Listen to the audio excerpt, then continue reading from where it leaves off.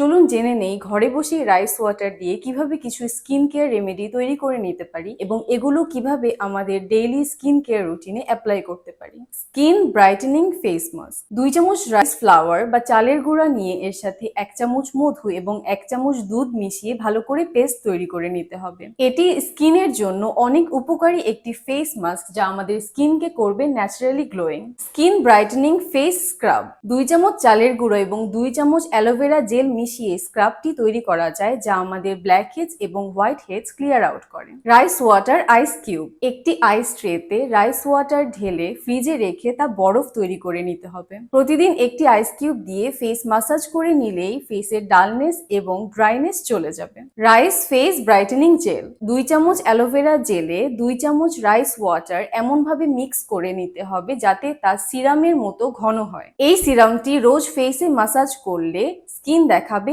আরো সতেজ এবং গ্লোয়িং। এরকম আরো স্কিন কেয়ার টিপস পেতে আমাদের পেজটি ফলো করতে ভুলবেন না।